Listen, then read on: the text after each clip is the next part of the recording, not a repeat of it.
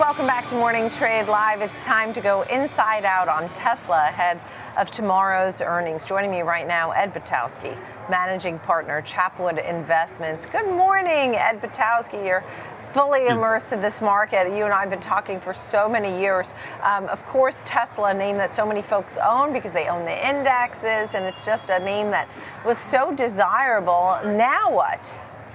Well, I'll tell you, Nicole, there's a famous line that I like to quote, and that is the genius of investing is recognizing the direction of trends. And you have to look and decide, does a trend exist on a day, a day by day basis? No. Week by week basis? No. Not even month by month basis, but over 6 months and 9 months periods. And I think the trend for Tesla is negative. I don't believe that there's a lot of positive things happening with Tesla to support its lofty PE valuation. How about the fact that, and I'm just playing devil's advocate, how about that they're going to be doing more production here at home? They won't face as many tariffs. It's not just a car company, it's an energy company and robotics company, and full self-driving, of course. Yeah, and I'll tell you, I saw something where in Austin, Waymo has 25% of the Uber business. I cannot imagine anybody offering or wanting to get into a self-driving car. I don't believe that's going to be a big revenue producer for them.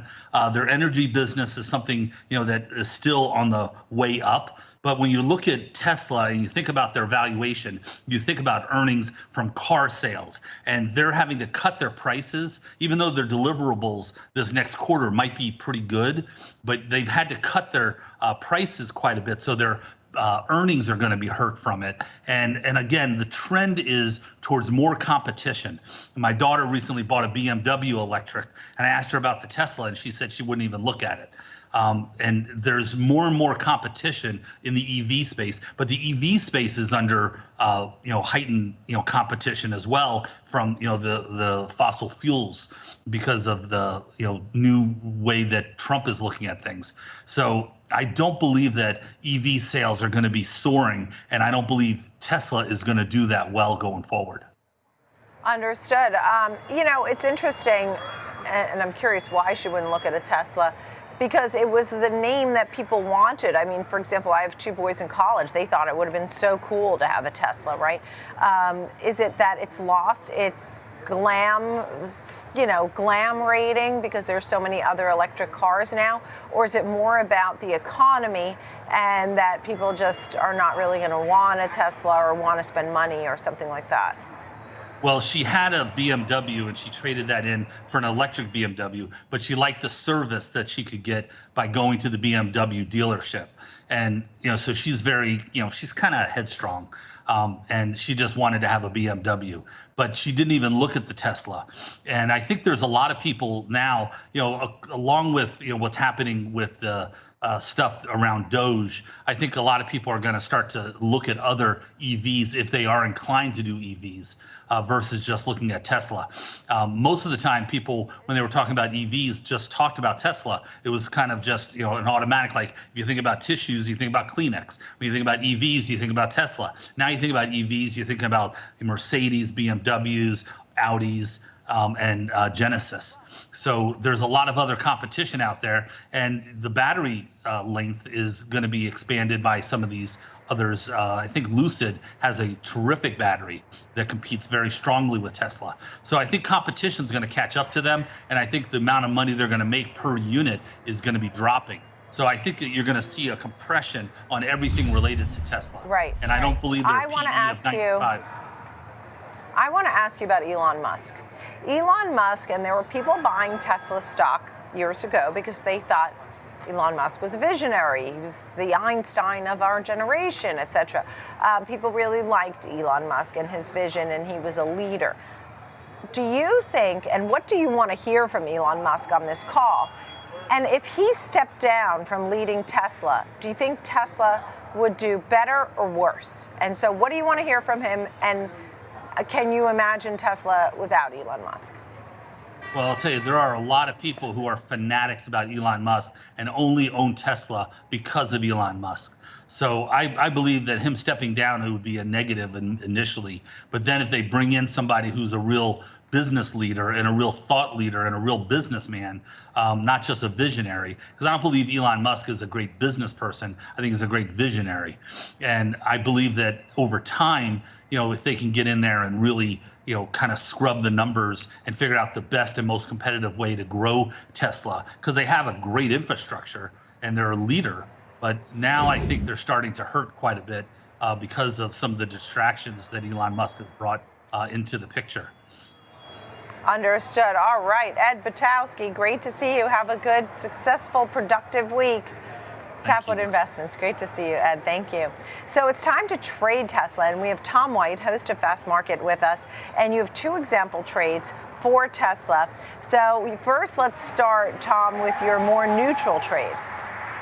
Yeah, implied volatility levels, Nicole, are elevated going into this report. The option market pricing in about a plus or minus $20 move either way in the shares, roughly about 8.5% at this point. So we expect some movement post earnings on this name. You mentioned it's down over 50% from those all-time highs that we saw just last December. So I looked at something a little bit more conservative.